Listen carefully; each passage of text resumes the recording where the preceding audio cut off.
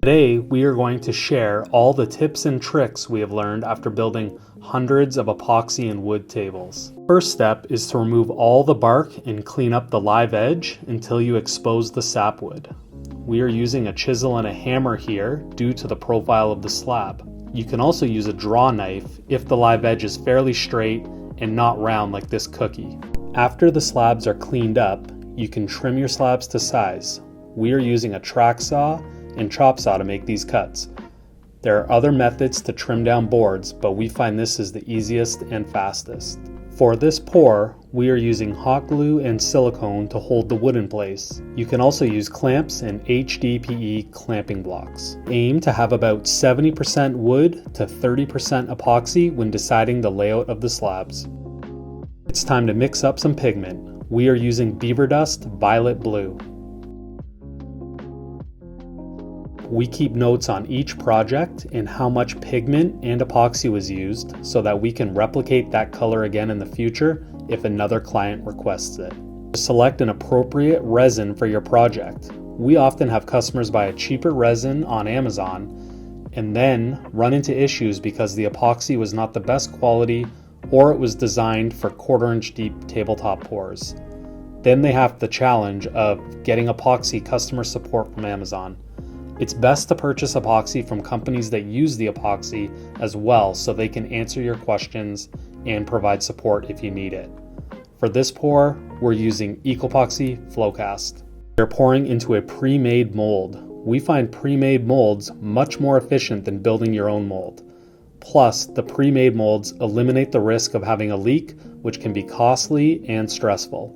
We keep an eye on our pour over the next few hours to make sure everything is looking good. Things we look out for include making sure we poured enough epoxy. Some epoxy will absorb into the wood and voids that you can't see. You don't want the epoxy to sink below the surface of the wood. If that happens, you want to mix up another batch of epoxy to top up your pour. Keep an eye out for loose pieces of wood or debris floating in the epoxy and pull them out with tweezers or a popsicle stick.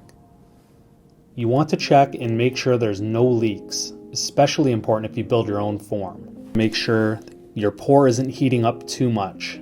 If it does start to get warm, grab a fan and direct it over the top of the pour to help dissipate the heat for a better cure. Deep pour epoxies cure in about 3 days. You'll be able to tell if you're ready to demold by pressing your thumbnail into the epoxy. If you can't press your nail into the epoxy, it's ready to be removed from the form. It is time to flatten your piece. We use a CNC because we have one in the shop, but a few other alternatives include using a planer or using a router sled, or for really small projects like a serving board or coasters, you can go right to sanding at 40 grit if the wood and epoxy are just about level when you remove the cured piece from the form. We trim the piece to size using our track saw. On smaller pieces, you can use a table saw and or a chop saw.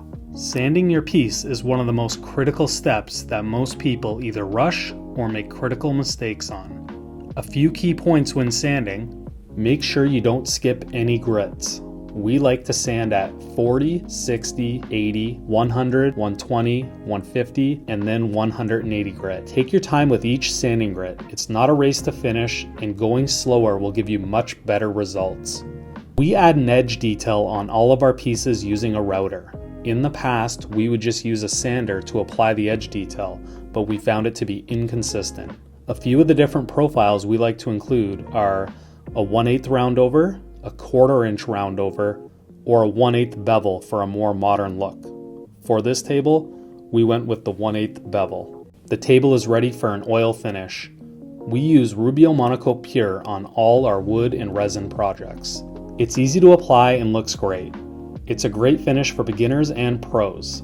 We use a squeegee to spread the oil finish across the surface of the piece.